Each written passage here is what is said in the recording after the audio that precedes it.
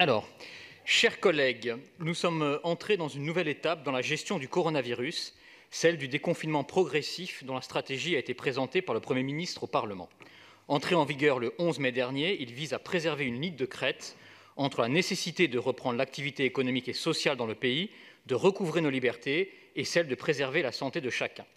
3 principes en guident la stratégie nationale: vivre avec le virus, agir progressivement, adapter localement. Il est en effet utile de rappeler que le déconfinement n'est pas synonyme de disparition du virus, loin de là. Les gestes barrières doivent devenir des habitudes.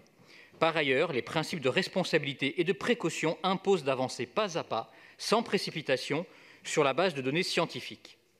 Et avec souplesse, en prenant en compte la réalité du terrain. L'action locale permet de prendre en compte la diversité des territoires en France.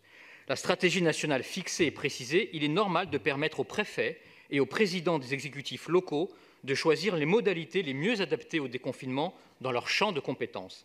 C'est ainsi que la Ville de Paris a pris certaines initiatives que nous soutenons et que nous avions d'ailleurs proposées en mars dernier, il y a 2 mois déjà, à l'instar de la production de masques par des start-up. Qu'en est-il donc à Paris? D'abord un mot sur la situation une semaine après le confinement.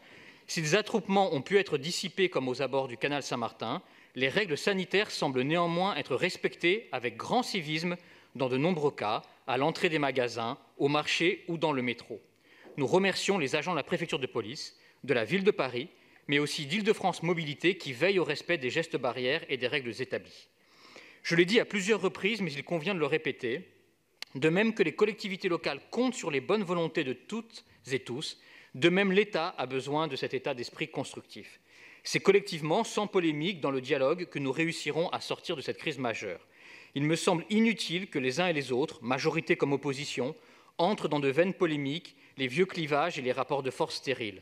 Nous devons nous extraire à la fois des anciennes œillères idéologiques, parfois compliquées, et des réflexes politiciens, ce qui n'est pas évident si j'en juge les propos d'une opposition parfois caricaturale à droite. Faudrait-il verser dans la critique virulente pour la satisfaction d'exister? S'agit-il de tout adouber par esprit de contrition?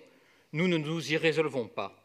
Entre d'un côté une maire qui tend parfois à considérer qu'elle a déjà été réélue et de l'autre une candidate qui n'a jamais cessé sa campagne, nous pensons qu'il y a une place pour refuser aussi bien les attaques agressives que les louanges automatiques, comme si les collectivités étaient irréprochables alors que l'État serait systématiquement défaillant. Quand c'est bien, il faut le dire. Quand on peut faire mieux, il faut le dire aussi. Sur la Rite Rivoli, par exemple, nous partageons entièrement les objectifs, mais il n'est pas interdit d'évoquer la possibilité pour les scooters électriques, et seulement eux, de circuler aussi, comme le suggère Thomas Loret, sans commettre un crime de lèse-majesté doctrinal. Notre boussole est unique, l'intérêt des Parisiennes et des Parisiens. Ni les leçons, ni les procès d'intention n'ont ici leur place. Chacun agit avec les informations dont il dispose. La ville, comme l'État, a parfois dû évoluer, s'adapter, rectifier au fur et à mesure des connaissances et de la progression de la pandémie.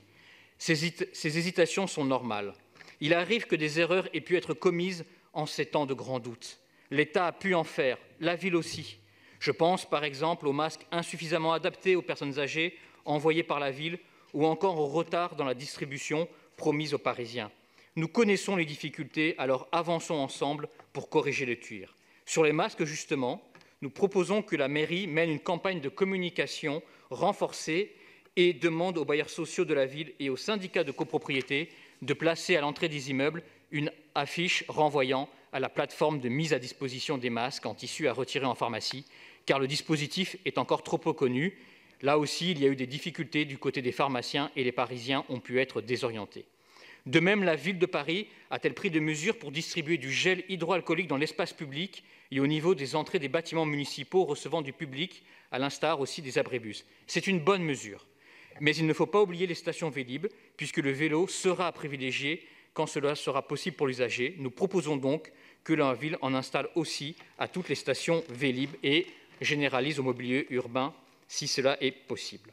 Évidemment, chacun désire que les parcs et jardins rouvrent afin de profiter de la nature et d'espaces de respiration dans une ville dense. Anne-Christine Lang fera une proposition précise à ce sujet, présentée dans le vœu à destination des scolaires. Il semble paradoxal de se montrer si allant pour les parcs, les jardins ou Paris-Plage, ou surtout pour le 2e tour des municipales, bref tout, sauf parfois, au début en tout cas, sur le retour des élèves à l'école, pourtant préconisée par une vingtaine de présidents de sociétés savantes de pédiatrie. Je rappelle que les bois de Vincennes, de Boulogne, le Champ de Mars, l'esplanade des Invalides et les berges de Seine ont été autorisés à rouvrir. Il serait utile qu'on place à l'entrée de ces lieux des panneaux rappelant les gestes barrières. Nous demandons aussi que le bien-être des animaux qui ont réinvesti ces lieux soit pris en compte, comme le réclament les associations. Rouvrir les parcs suppose que les contrôles soient en place et la propreté rétablie. C'est au total 15 propositions concrètes que nous formulons en vue de compléter les mesures que vous avez prises. La ville a voulu articuler son plan économique, dont le calendrier a été avancé avec l'État et la région. Cela nous semble de bon sens. Fadila Meal insistera sur la culture qui ne peut mourir au cœur de notre capitale. Jeudi dernier, un plan de soutien économique au tourisme a été présenté par l'État avec une enveloppe exceptionnelle de 18 milliards d'euros. Un mot sur les vœux présentés par le groupe politique du Conseil de Paris. Nous voterons ceux des groupes PPCI, DI Modem, 100% Paris et GEP. Nous ne voterons pas les autres. En effet, l'exposé des motifs de certains vœux, notamment du groupe communiste par exemple, qui est polémique et à charge contre l'État, alors qu'il faut être à la hauteur du moment, nous semble déplacé dans son ton volontiers procureur et donneur de leçons. Pour les plus fragiles, les plus précaires, ce qu'on pourrait même appeler les marges de la ville, cette crise a été particulièrement rude. Les plus démunis comptent sur les cafés, les sanisettes de co pour boire un verre d'eau, pour aller aux toilettes. La fermeture de lieux publics a été un coup très rude, peu perçu pour toute une frange de la population.